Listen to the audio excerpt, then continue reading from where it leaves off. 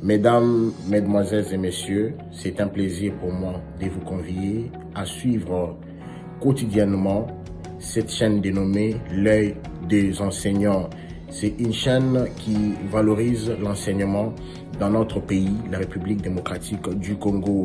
Quand on parle de l'enseignement, on voit directement l'enseignant ainsi que l'apprenant qui est l'élève et l'étudiant. Alors n'hésitez pas à vous abonner parce que c'est un cadre qui nous permettra à s'exprimer librement tout en dénonçant ce qui se passe dans notre pays sur le plan éducatif. Abonnez-vous massivement, likez, partagez avec vos proches afin que tous nous puissions parler le même langage et tous nous puissions... Très heureux de vous savoir nombreux à suivre votre magazine axé sur l'actualité dans sa diversité. Madame et monsieur, bienvenue. Nous sommes également sur YouTube. Il faut vous rappeler, c'est pendant 45 minutes, nous allons justement échanger avec notre invité à bateau rompu, mais aussi en bilingue. Et pour vous déjà signaler, nous recevons pour vous Monsieur Abraham Lwakabwanga, qui se trouve être directeur honoraire de la presse présidentielle sous Félix Antoine Tshisekedi Tshilombo, mais également il est secrétaire national adjoint en charge de la communication de l'UDPS, parti au pouvoir. Monsieur Abraham, bienvenue. Merci. Très en forme. C'est lundi, je crois qu'on est prêt pour la semaine. Vous êtes prêt à répondre à toutes nos préoccupations en lingala? NASA, Congolais de père et de mère. Ok. Sans objection, tout ça en lingala. Sans souci. Comme on dit en français, la charité bien ordonnée commence par soi-même. Toujours banana na yomoko. Ça fait quelques mois, yo ozalaki na kiti ya bokonzi, c'est-à-dire ozalaki directeur et la presse présidentielle. Au Tika Kitiwana, il y a certaines personnes qui vous considérez des compétents. Aujourd'hui, nous sommes en face de monsieur Lwakabwanga. Quelle est votre version des faits? Oui, les Camerounais, les Bosso Koloba, les alliés étaient ceux qui ont les motos et qui ont traité d'incompétents. Ou à Zongeli et Singela Samoussala, que les Kamoto va traiter d'incompétents. Ok. Parce qu'on a Zongeli Bato, va bien incompétent. Est-ce que Moussala et Samalé, les Kiangai, va ressources là-bas répondre. Ok. Yami Balé, n'a qu'aucun missa, n'a yo, n'a bandeko va Hollanda. Pendant le bâti, ce que Tangi, ordonnance, mon conseil signé, nulle part, et le bas va l'ongolanga. Ok. Et le bas n'y a que ordonnance. Et ça, qui est le bas que cellule, et comme les lots cellules, il y a communication. Les bosses à département Mibalé. Département, il y a presse, un département, il y a communication. Ok. Je rappelle que communication, chef de l'État, il y a un beaucoup d'angaté. Presse n'a des aïna beaucoup d'angaté. Ok. Et souci, bah, tu veux dire, que communication, chef, faisait les gâtés. Pour tout tika la raté événement mokote ke o mokonzake Tokyo o mokonzake Yangambi to ake soki wapi bilili nyonso ezali emonanaka problème ezalaki ba œuvre mokonzaza ko sala etika la ko lakisa mate parce que défense ezalaki ok au kati to sola kiango et je crois que bato balobaki non peut-être ezali parce que ça dissocié ba kangisongo comme eloko moko peut-être au kende liboso mais kino lelo défaillance et ali tozo bunda toza ba égrité tous toujours un système. Je rappelle Nazara Nani porte-parole chef de l'État pendant la campagne. C'est un compagnon de lutte toujours qui n'est pas donc il y a des qui posent sous les bons anate que autres travaillent au sam ça. Nous travaillons de diverses manières et nous continuons à le faire pour défendre où ils allaient vision vision totale on a pas. Si vous les loyaux vous allez na fonction ni na présence de la République. Papa Nazara sous ça vous n'avez mes portes nanga ils allaient toujours. Nazara quand même honoraire. Je crois que c'est na 5 ans kutana mokonzi. Tona baninga bazakuna relations dans malam comme na lobby na ebisio ngaza moto motema polele et salemi porte moso e kangami moso se funga mara toujours donc te funga miezali et ça peut monene tout ça toujours musala na loba kianga na côté là tokoloba makambo tali actualité mboka na biso on les a qui chapitre moko ya yo parce que to yambaki monsieur Abraham Lwakabwanga depuis peu olongaki na poste wana en tout cas dans tout monde pe na presté je pense que zali honneur au sali biso ya koloba lelo liboso ya caméra mais toujours côté siko na makambo tali actualité ya mboka toujours bana mingi na côté politique première thématique to aspect liboso toujours lobela zali makambo tali réduction des trains de vie ya ba institution ya mboka na biso yo ozomona likanisi wana ndengeni omoni lelo nazoka mo poète batebele ba ekoloba sima ya o mokonzi mboka imoka lobaki chef de l'État je crois qu'ils allaient qui la réunion, il y a conseil, il y a ministre, et tous les cas, je crois le 12 août ou le 12 juillet, je sais qu'il y a un chiffre 12, ok. Où il a, à Sengaki, la communication et à lobby, il faut revoir train de vie, il y avait un site. C'était lui-même qui avait demandé. Le chef de l'État l'a dit. Ok. Donc, on a Sengano, sur le fouillé, outil là-bas en émission, bah, il va donc, et outil les bandaté, il l'a constaté. Réduction est nécessaire. Pourquoi? Parce que les lots sont à tension salariale. Ok. Quand la moto a assez de l'échelle, si kuna likolo, et ça quand même. C'est incompréhensif. Pas incompréhensible, il y a disparité monnaie. Baninga oyo ba décida, on est ba député, bango de ba décida. Le Congo. Pour budget ce que ça les mis, à ceux qui ministre ça les propositions. Et qui n'aura toujours n'a pas bango de ba décida. Donc ba député, oyo opposition, le ko la paix à pouvoir, ba yokana, ba pesa, ba salaire wana. Donc ce c'est le loto loba. Je crois que nous avons un peuple à Balukela. Ba député na koloba ete non bino ba représentant na biso ba tunde to vota bino lolenge bozo kende wana eza malamu te bino moko bozali na droit bino moko bozali na pouvoir ya ko réduire biloko wana bokota session zo bana sur le 15 septembre wa bozonga bokende ko bongisa bokitisa pour bozali ko sala et tout type de motema c'est tout à fait normal, c'est un processus démocratique où il peut permettre que kimia social ezonga. Mais natangi lisusu tango mokozazaka na Goma année passée abelelaki de manière à ce que bapesa ba député makoki po lelo bakoma na rôle moko social à makasi soko zali député wa moto moko na bisika baponaki yo yo ndo koma kokunda bato na base na yo yo ndo koma kofutela ba classe na base na yo yo moto koma kosunga. Est-ce que na salaire nous qui n'ont pas na kuiko kokato ba selon ndambo po bokenda ba vacances parlementaires yango peut permettre OK na vacances on a ba député qui ça té mais monsieur faut ba longa awa akene mo musika ba province asona ba ndeko donc OK ne peut pas mbaté ba ngone ba koma kotonga moi ba dispensaire moi boye na boye donc voilà ba na moi rôle mo ba salaka. Donc, mais peut-être trouver qu'à balance, moi, pour permettre que. Il fallait qu'on majorer, moi, bémoliments là-bas. Voilà, le chef de l'État avait milité pour ça. Est-ce que l'augmentation est salémi en fonction d'un yango ou bien il y a une exagération? Bango Moko, au Bazali, responsable, Baye Baete, il y a un intérêt à Bango. Il y a un mandat Oyo, Babongisa. Pour sinon, on a évité intention nini ou l'olenge nini, population, qui est la Bango. Tango bakokoma na période électorale est-ce que bakondima va voter sous bango to comme ba calcul ba sana mutu si touche autant ça fait autant par année à 5 ans à Zuboye à Salini na tonga bandako à tonga ba pont à tonga boye na baloki na tali caméra pour le honorable député mbongo wana ba pesi bino moi koleka ya pour no sa misala vous savez ce qu'il vous reste à faire, faites-le pour l'élection à tour tricherie zate nomination zate Papa Kadimana, équipe de Masséni, pour ça, moi, ça, le lingue est signé. Il y a déjà des députés, mais il y a toujours une réduction de train de vie. Il y a une institution. Première institution en Mokezani.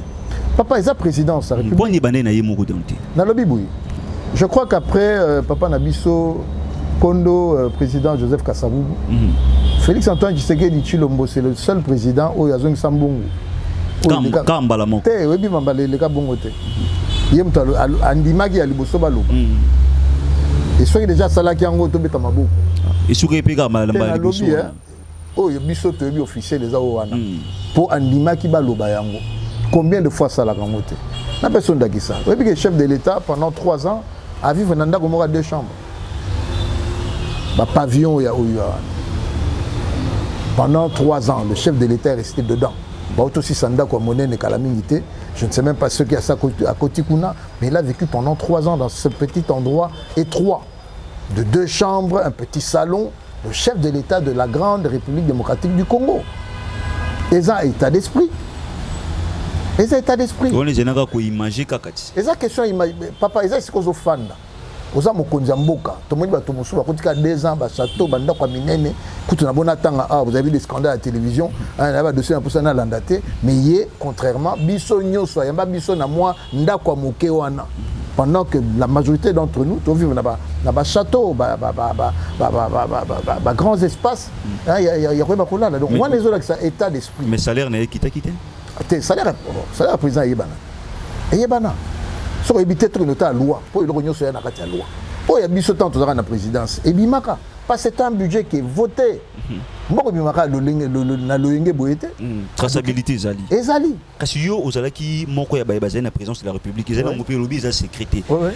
Ibisa na bayimboka, mokonza mboka ko bano na yemoko atouchaka combien? Tenga na ko banda na biso yanga po yanga na yebi ozo kota compte nanga. Je touchais à l'époque, je crois, l'équivalent de $11 000.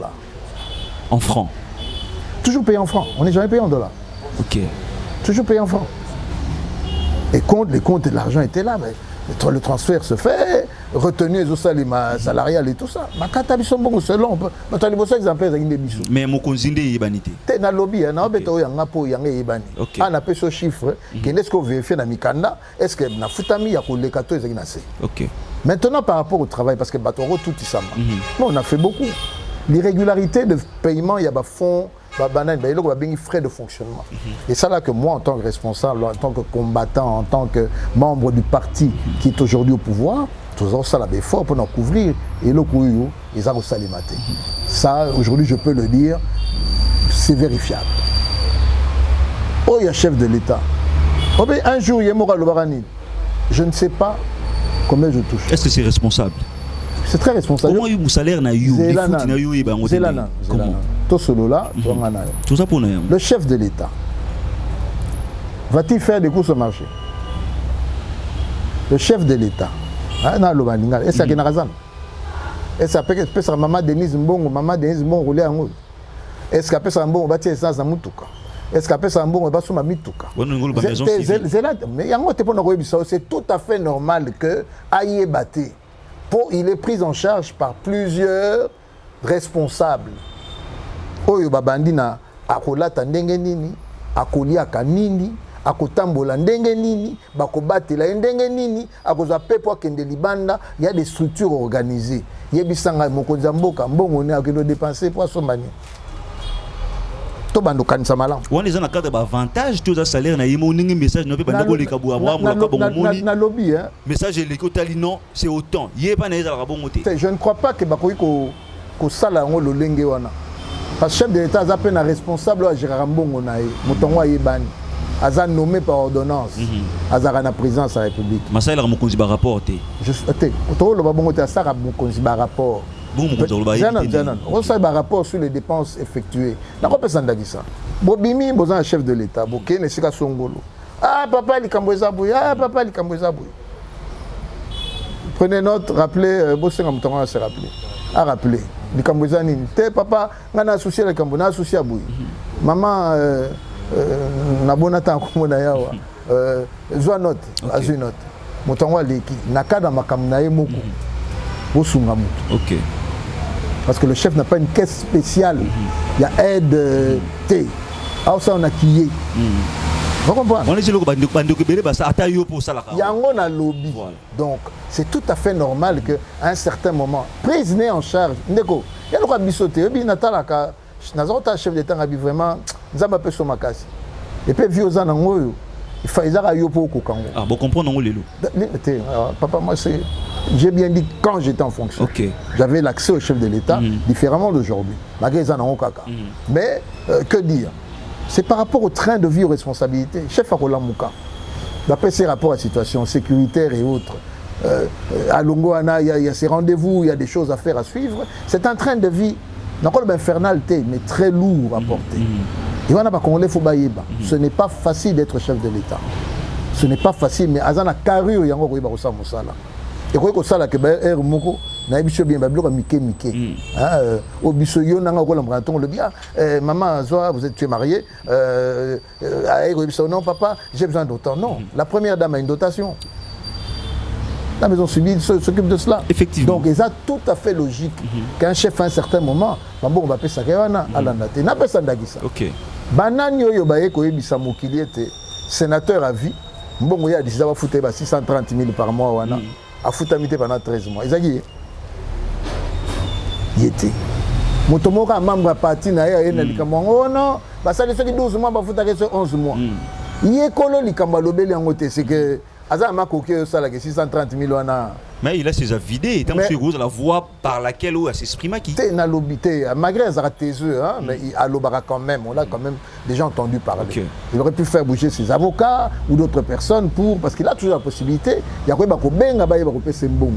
Na ina mekola ko la ça été et ça tout à fait normal vu l'ampleur du travail que Moto Banda Rolandelaka salaire naé tous les jours té. Parce qu'on l'a mis dans un confort qui lui empêche de penser. Au même temps qu'il est comme le chef d'État, unité Sinachom. Bon, normal. Non, il doit y avoir quelqu'un qui s'occupe de ravitrer le chef de l'État sur ses téléphones, pas zappé. Vu son rang, c'est normal. Mais c'est normal. À Robin à maman, à Robin à Banaï, à Robin à Moussous. Donc, Toto, tout ça m'a camoué à kilo. Tout ça, apparemment, l'ingolo mais kilo parce que le lot, ça fait jaillir beaucoup d'encre salive dans la toile.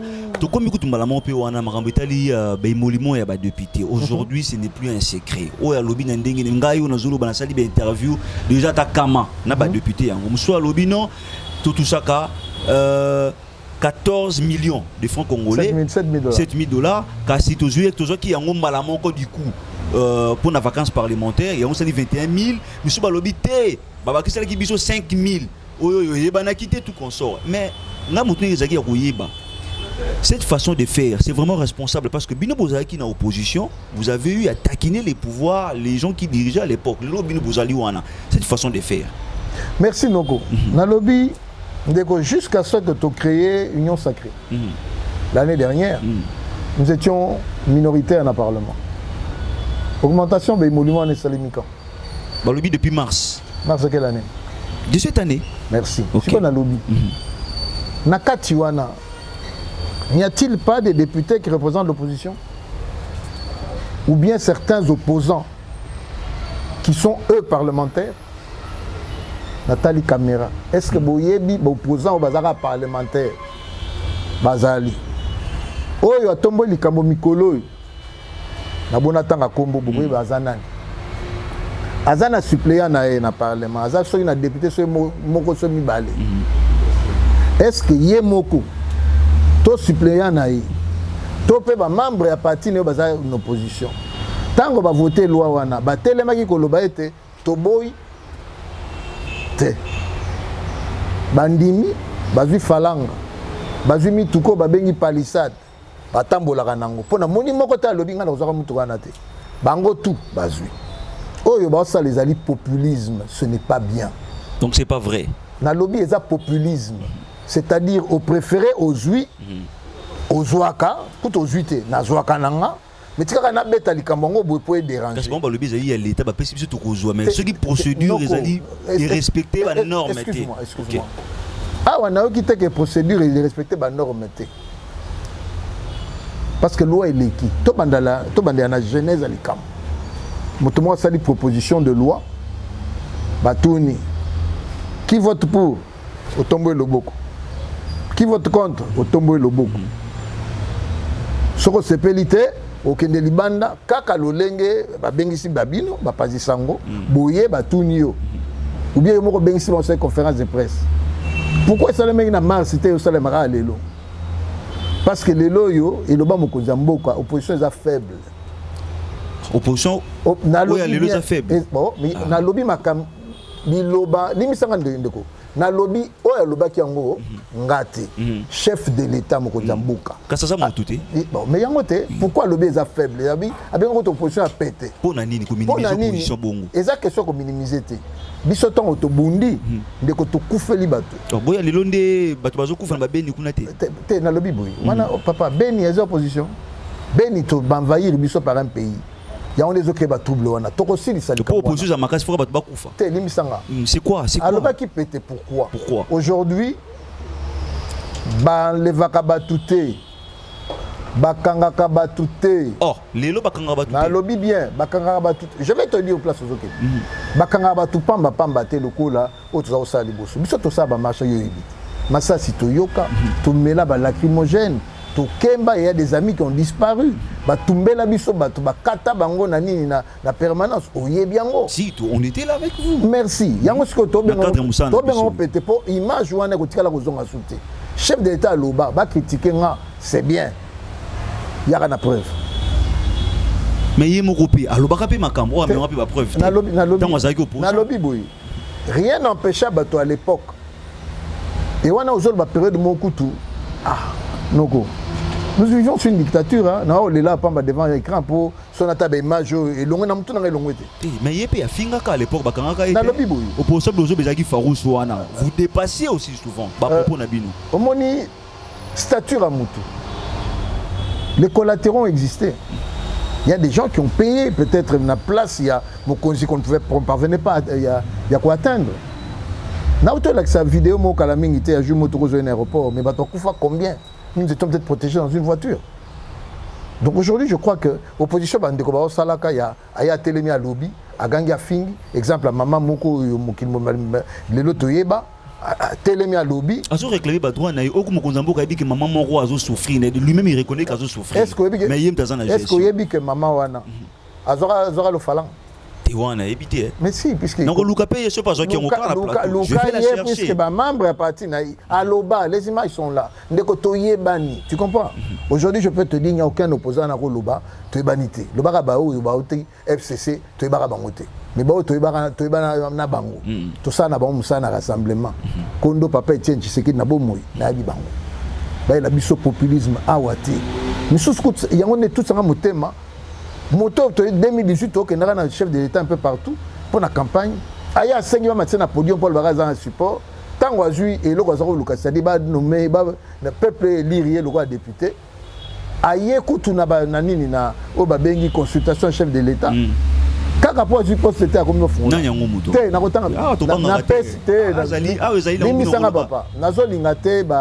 Pampan, on a lobby, moto à la Molandi politique, je parle de qui? Bon pays, Baba peuple, population. Le rôle t'inté va y battre. Pas ça payer les bâtons avec les chefs. On doit devoir.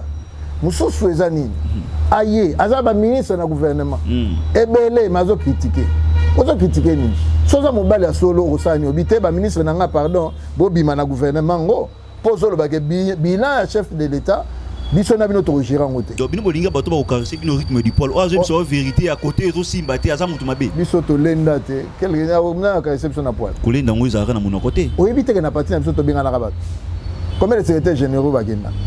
Moko to mikolo député directeur na ni président ya longo to longo lié base ndé bandi. Te bosani be reconnaissant. Te na lobby base bandi.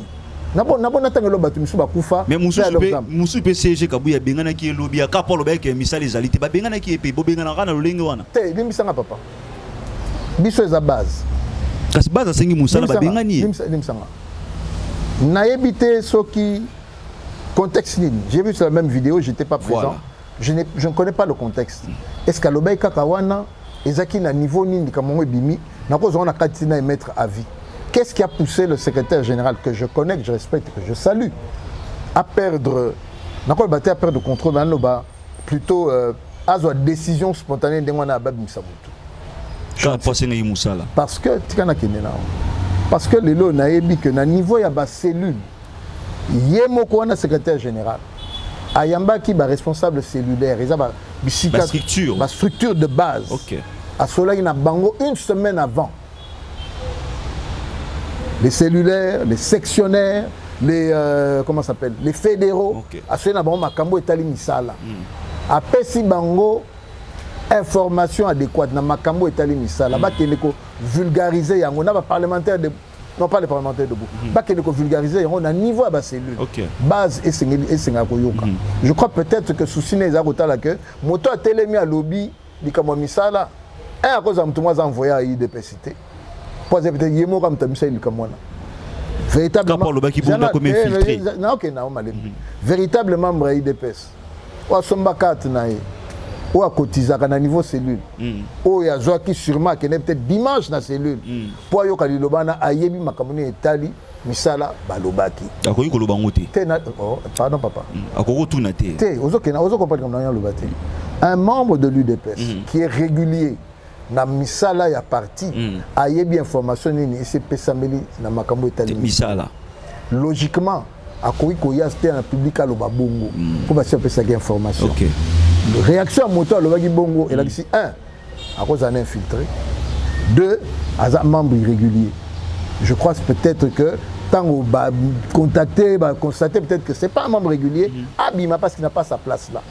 Mais non, quand on de quoi Abraham, ceux qui ont un membre régulier, ça un membre mais irrégulier pour des raisons peut-être autres y habiter. Mais est-ce que c'était la manière de répondre poliment? Na moto azali, na koloba, ou Sengeli a payé Sanda qui s'est malade, na mbolo kola Augustin Kabouye, secrétaire général et parti au pouvoir. C'était vraiment une bonne manière de répondre. Attends, moto azaki irrégulier. De comment est-ce que bino problème bozo to bongisa?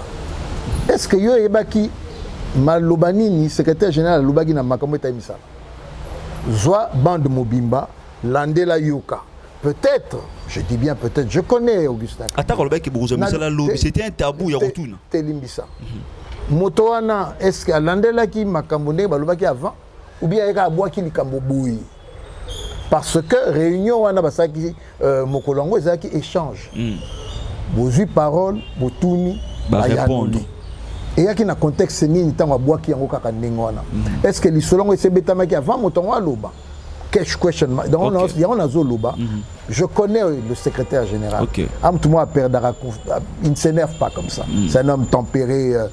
Ce que l'homme à loba bongo, c'est que peut-être si j'ai et je vous mets au défi, pour que nous l'anabandons au moins quelqu'un ça loba qui en peut-être ça répondait à 3, 4, 5 personnes, peut-être de différentes manières, les irréguliers comme on le dit, et Oyasuka est bien le là dérangement et il fallait que mon temps abîme principe. Principe à partir à respect. Celui qui est devant vous c'est le secrétaire général qui représente le parti. Est-ce qu'au Senga qui li loba parce que Zaki au Sengi bah il y a un micro au lobby. Au moins qui ont bongo. Pourquoi? Pour perturber, je n'en sais rien. Je crois que moi-même je vais me renseigner. Pourquoi le secrétaire général n'a pas contexte le Kamango et un des points. D'accord. Nous avons dit là, est-ce que tu as dit que Abraham n'a pas dit salaire de député. Tout le monde awawa, il y a accusé de monsieur populiste parce que le lobby m'a lobby pour na bomba monte za solo tout bisa vérité. Le lobby qui est celle qui populise mais tout le monde il y a quelques mois awale le obino pe boyembi salaire ba fonctionnaire et mati ba maxi bon 20 000 francs. Vous avez vraiment médiatisé ça. Bien Oui, plus que ça. Oui, il y a aujourd'hui, je crois, à $40, 40 000, donc $20. Les lots et matin à 40 000 francs. Mais c'est pas tout, hein, ça va, il remet oui, de 40. Oui, progressivement. Progressivement. Faut le bon. Oui, on en parle. Progressivement, ils ont matin. Mais pour yembi pour informer pour n'ayant. Mais député moi opposition lobby que Mbongo va matele bango depuis mars. Oui. Point ni très le maté. Si réellement vous êtes dans la bonne gestion. Na mokozambo kalobaki azo militer ba pesa bango plus de moyens parce que socialement il joue un rôle. Tant on pesa qui bon point na loba kité kasi. Papa, excuse-moi. Je crois que ce n'est pas au chef de l'État de devenir le porte-parole de ce qui se passe au niveau du Parlement. Le Parlement est structuré, il a un président, Anna Batonio Sosemi Baloba. De deux, le Parlement est composé de plusieurs partis politiques qui ont accès à les médias locaux là yo.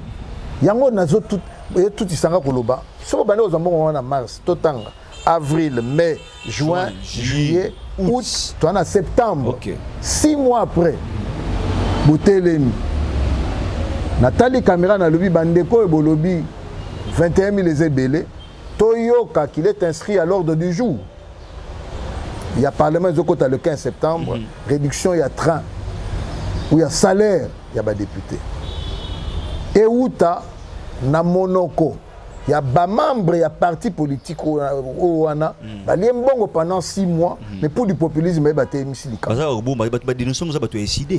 a un lobby. C'est ça qui est décidé. Nous sommes lobby qui a été ce que ça bango de 3 pour train de vie à Makassi. Baza ba palissado bazwa. Ba kende kozongisa.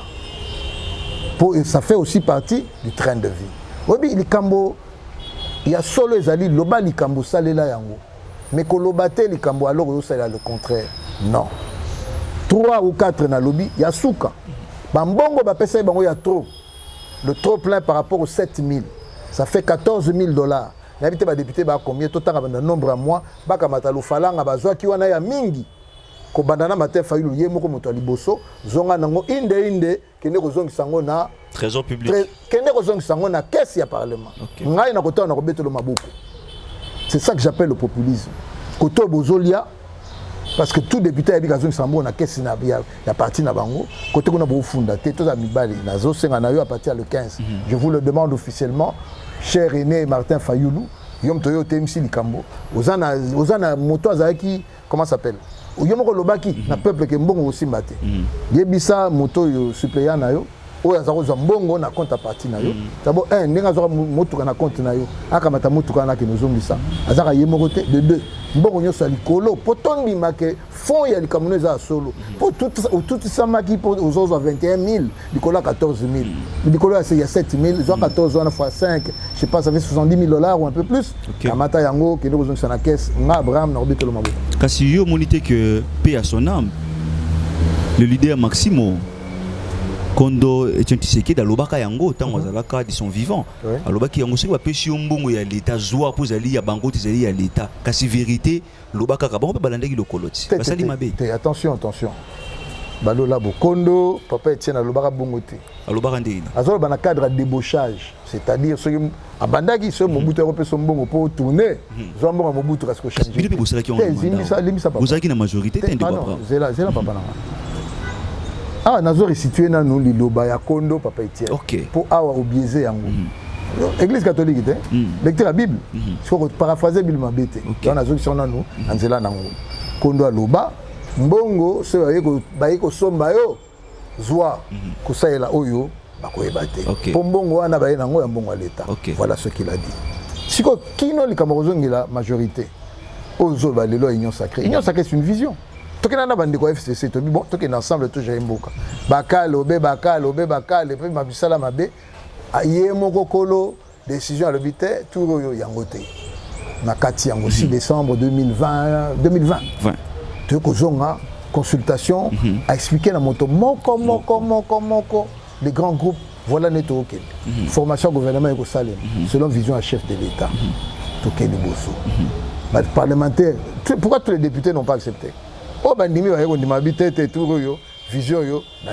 bandimi vision ok dernier mituka bazwa ezaka soki na nini na législature soki wapi ezako senga ba changer mituka ngoyé ba changer mituka c'est pas une corruption ils ont leurs droits c'est constitutionnel il y a besoin charroi automobile et komama le problème est là ceux qui ont tant ba kota bazwa ki te bazwa ki lokote surtout la limite koni ba tikele kozwa et puis la députation avant on a disons la législature oyo ezaka une fois que ba kozango il y a pas d'autres véhicules na katanzela donc toujours que des bons bo bandimaki o baboya batika en opposition toujours que nango de l'avant ce qu'on na yo lelo ndeko Abraham union sacrée sali musala na ndengi sengelaki papa de 4 milliards à 14 Nathalie Camara 14 milliards de $, c'est le projet du budget qui sera déposé au mois de le 15 septembre. Le 15 septembre, oui. Du mois en cours, oui. Au Parlement. C'est de ça qu'on doit parler.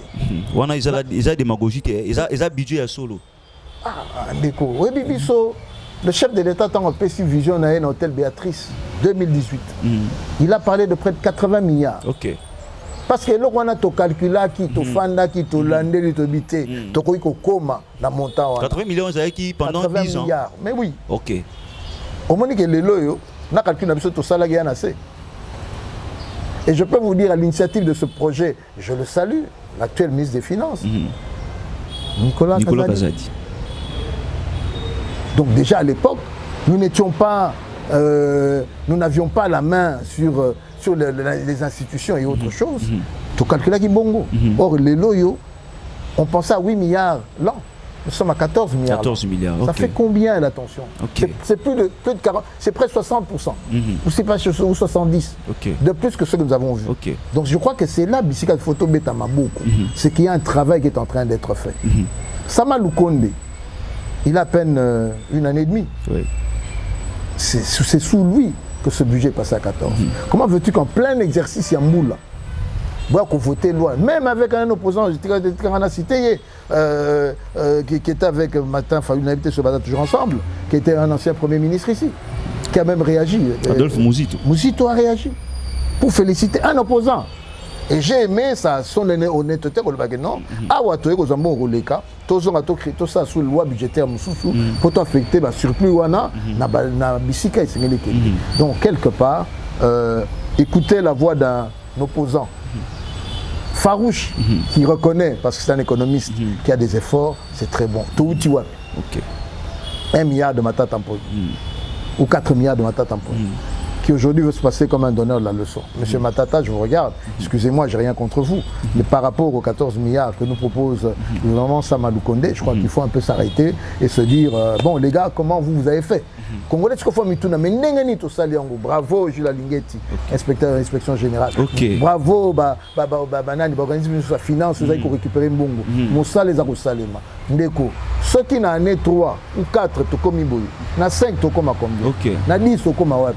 Parce que maîtrise de Koyaka, Moïbi, Batoroban et Lango, je crois que le président, Loba qui a vision, Awe Bakouko Kisango, Batoro Sepela. Vraiment, vraiment au commis. Vous avez touché vraiment un point très saillant. Au lobby, les lots, Betty Zakoutma beaucoup. Au congratuler le ministre des Finances Nicolas Kazadi. Tout comme na 14 milliards. Au Betty Maboko na IGF.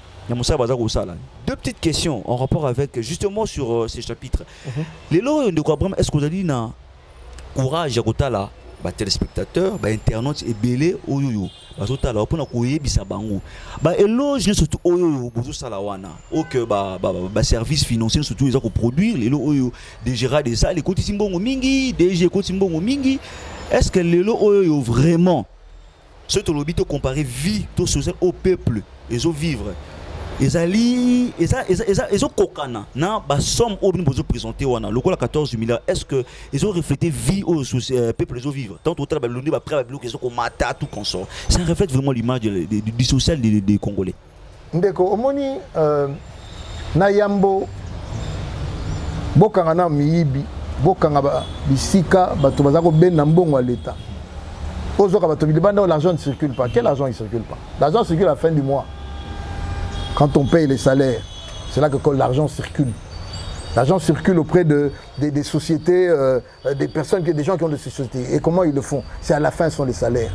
Moto Zimbongo, à Kenambongo, on a foutier, à Zéro Yamoïbité, il y a copité, à Bandi Malé, le Kosomba, tout le monde circulation. Sera fouté la Randago, à fouté loyer, sera somba, à celle de provision. C'est là qu'on voit le train de vie. Et ça, le contraire. Mais tout le temps, il y a augmentation. Tout le temps, il y a la gratuité de l'enseignement. Il y a plein d'exemples. Total, le programme à 145 jours. Il y a 145 territoires. Tout le temps, il y a inauguration de l'usine, régie des eaux. Papa, ça de Salema. Nous sommes en 2023 comme le lobby à l'état. Mais attendez, nous sommes en politique ici. Chef de l'État Aya na vision à Bongsamboka. Vision des autres qui est palier par palier. Mon quoi tout tiré dans cette situation à Bonanga na est. Na Bibi a mon quoi. Tourbuka en kaka. OK. Ce côté lelo lancement il y a ba offre pour na ko ba bloc pétrolier. Tu connais le chiffre? On parle de combien? 1000 milliards. 1000. C'est-à-dire 1 trillion. Tu t'imagines un peu kaka à 50% était Kamakaka. Le Congo va avoir en main 500 milliards de dollars. 500 milliards de dollars.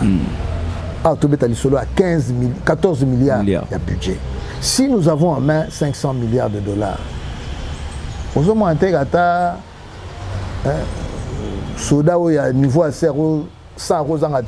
Heureusement, le but aux assis. Mais oh, papa, si c'est liquide. C'est liquide. Parce que Missal est un peu comme Abissika. Vous comprenez? Donc, tu connais le besoin de Mataka, Ndeko. Touti Mosika. Bisika Tokutara Batunase. Namoni, l'image de tel que maman Mokazole, la veuve ya basoda.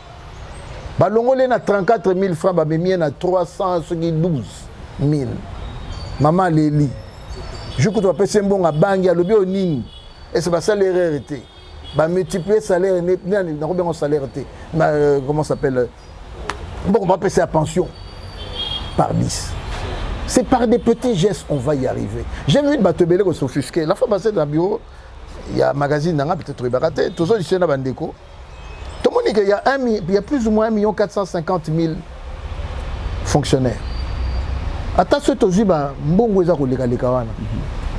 Tu divises par 1,5 million de fonctionnaires. On arrive qu'à 1000 ou 2000 francs congolais en plus. Pour beaucoup baxer à Batumbon. Fonctionnaire, comment ils sont insignifiants. Insignifiant. Donc, ils ont député. Ils sont insignifiants. Maintenant, que faire? on doit pousser au maximum, avoir les ressources nécessaires pour, que le gouvernement reprenne toutes ses prérogatives. Ce n'est pas à un député, pour des raisons électorales, na bisika ya zalaka, à Kendutonga, hôpital.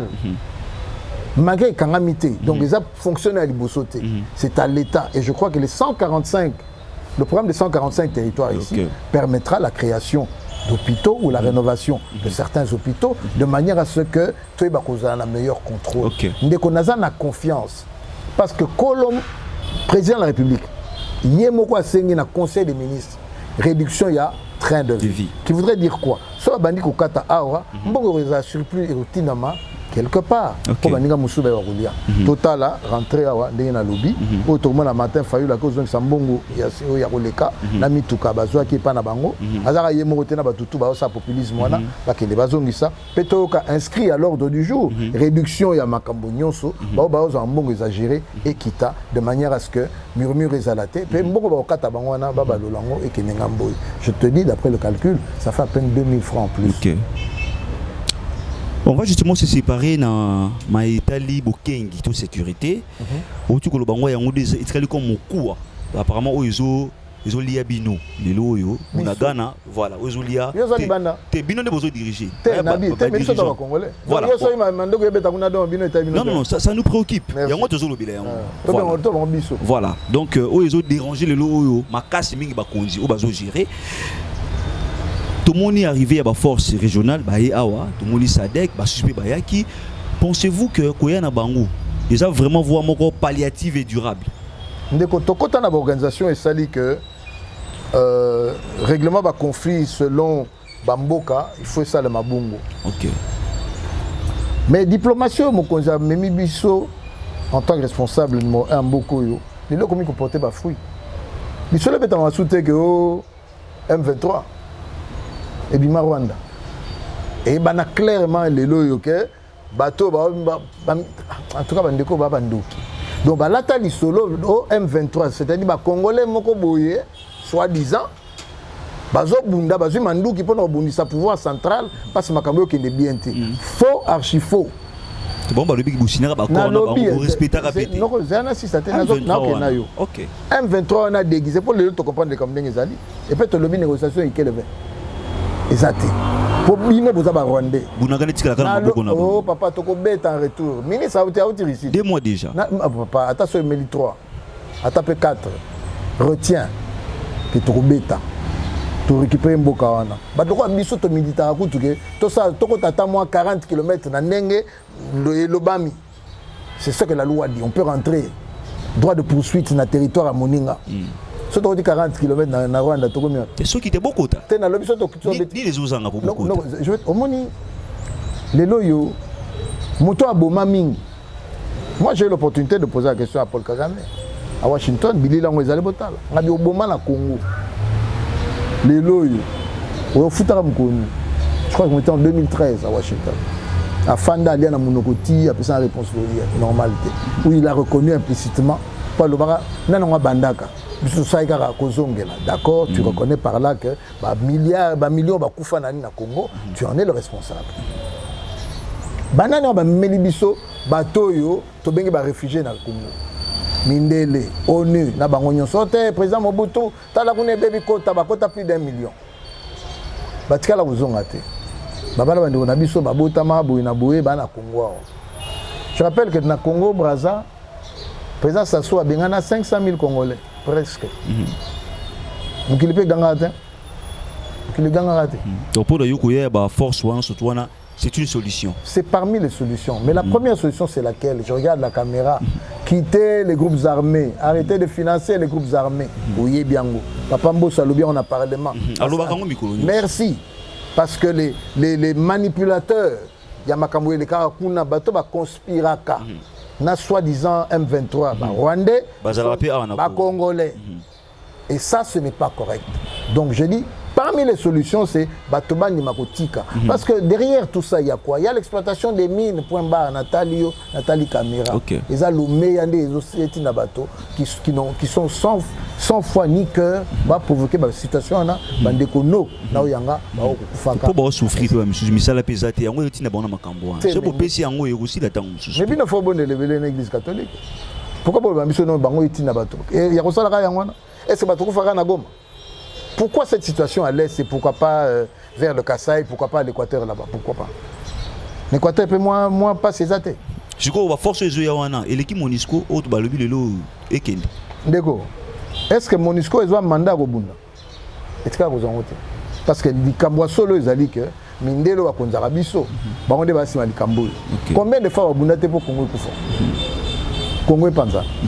Qui supporte tout ça? Tout le monde va penser sur le Soudan. Le problème, c'est pétrole. Soudan, Panza, comme elle est une balle. Mais si vous avez un intérêt, toujours bientôt, pétrole aussi, là, on nous dit en 2020, en 2030, on se dit que Charo automobile, comme la voiture électrique et tout ça, le cobalt est au Congo, le lithium est au Congo et tout ça. C'est économique.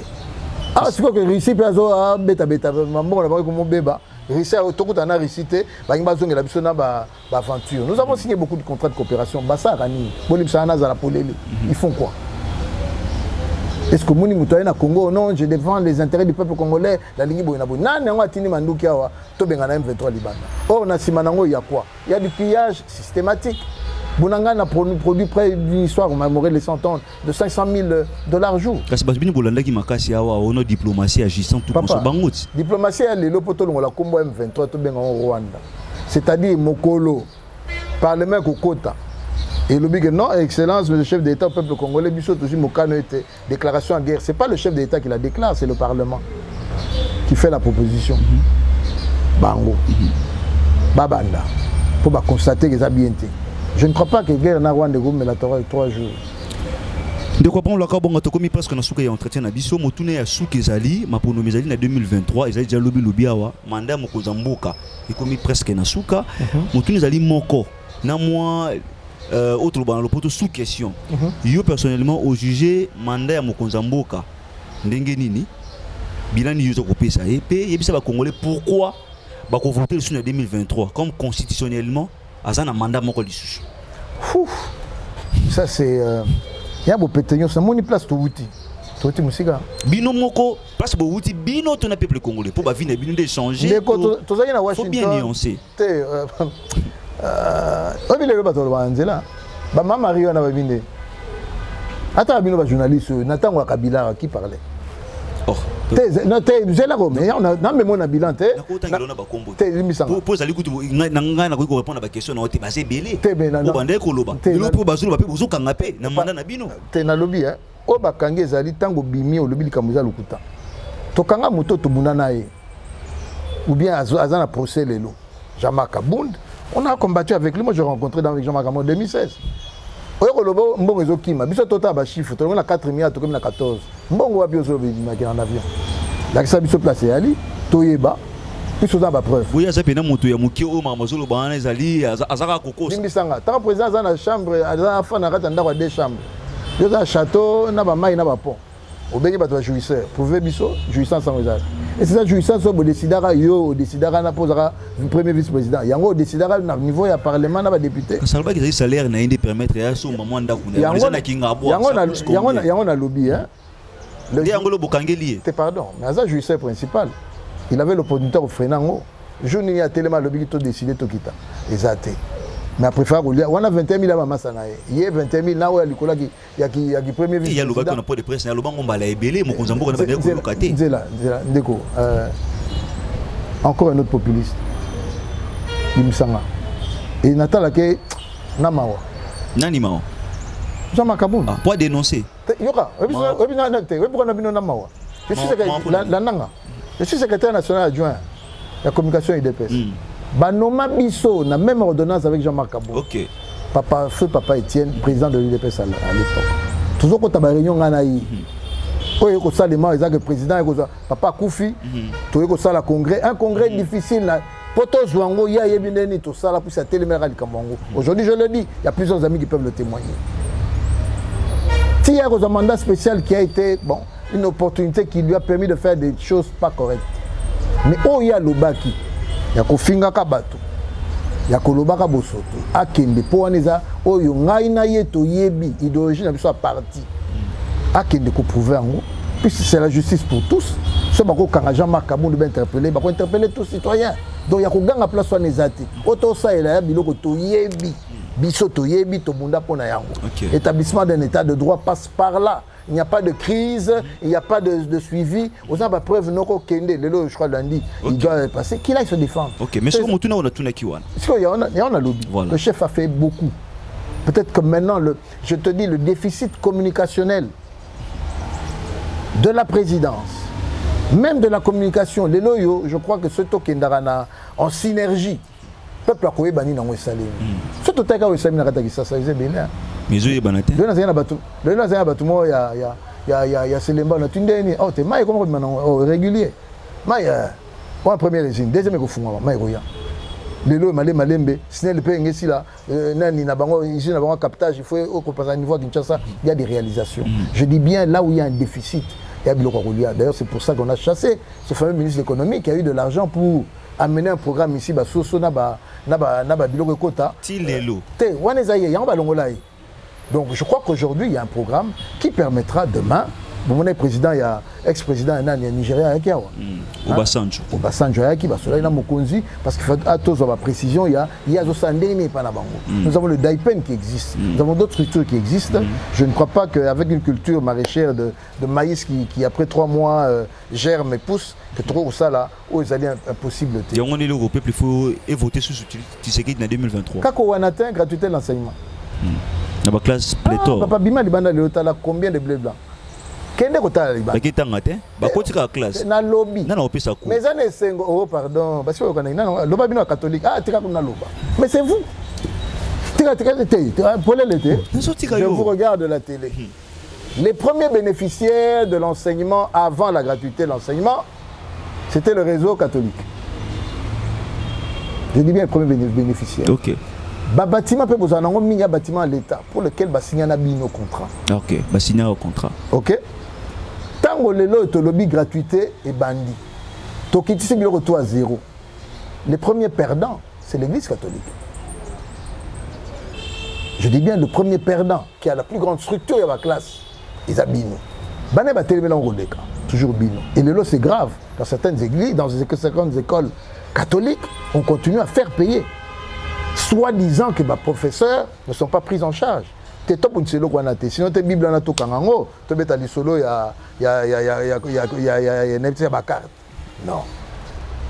Quand je vois aujourd'hui ma sentinelle me dire, Naba Anissa, ton papa, Nasumba Bakaye, pour Nabana, Minerva, le côté et le côté, je suis heureux. C'est-à-dire, moi, Namena, moi, Nanga, Bakotanga, Bakoiko, compétir, lobby. Ce mois, Naleki, moi, Nanga, Maele. Peut-être s'il y a un concours à Moussala, moi, on a place à moi,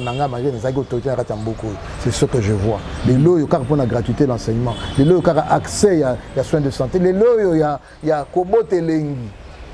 Il y a un côté de l'hôpital, au bout de gratuité. Oh là, maternité. Oui, bien voté. Il y a un programme qui a été lancé. Tu as Kaka. Il faut que nous tournions. Il faut que nous tournions. Kasi tu as bien effectivement. Et tu as qui est ce projet? Oh non, quel projet ça a commencé, c'est effectif. Il y a déjà 9 centres dans Kinshasa. Tu sais que le ministre de la Santé. La Santé. Oui, oui. C'est le Parlement et les 15 ans comme ça. D'accord. Et c'est bandit. Ce que les informations, qui est dans la santé, va payer ces informations. Et ça, quand on a été, Banjelo Zobonga, tout le bani. Le ministère, on peut dire que l'accès pésateur à la communication. Billet d'avion et Kita. Il y a tellement de choses à dire ici, mon frère, que je n'ai pas s'étonner. Et ça, c'est après 3 ou 4 ans à Pamba. 4 milliards, 14 milliards d'euros, ça a un bilan dans le Soukalikam. Mais tu as un Soukalikam au total. Il y a seulement de comprendre le cas de le baiser Bilé, mais je pense que le numéro Oyo, tu as aussi c'est notre tout. Depuis que le président n'a pas pu faire un bon moment. C'est ça. Il y a il y a droit de l'homme pour le numéro Ezoya. C'est disponible, voilà. Tout ça pour Mesdames et messieurs, je rappelle que nous avions reçu pour vous M. Abraham Lokabonga, qui se trouve être directeur honoraire de la presse présidentielle Il est également secrétaire national adjoint en charge de la communication de l'UDPS parti au pouvoir. Il est notre invité, M. Abraham Lokabonga. Merci de nous accorder votre précieux temps. Merci et Bandekobo toute sa maté, bon c'est la vérité hein, mes frères. Et à vous chers téléspectateurs, merci de nous avoir suivis. Le rendez-vous est pris la semaine prochaine, même heure, même chaîne, avec le même plaisir. Surtout, suivez-nous sur YouTube, sur Les Enseignants TV, depuis Dallas. À bientôt. Mesdames, Mesdemoiselles et Messieurs, c'est un plaisir pour moi de vous convier à suivre quotidiennement cette chaîne dénommée L'œil des enseignants. C'est une chaîne qui valorise l'enseignement dans notre pays, la République démocratique du Congo. Quand on parle de l'enseignement, on voit directement l'enseignant ainsi que l'apprenant qui est l'élève et l'étudiant. Alors n'hésitez pas à vous abonner parce que c'est un cadre qui nous permettra à s'exprimer librement tout en dénonçant ce qui se passe dans notre pays sur le plan éducatif. Abonnez-vous massivement, likez, partagez avec vos proches afin que tous nous puissions parler le même langage et tous nous puissions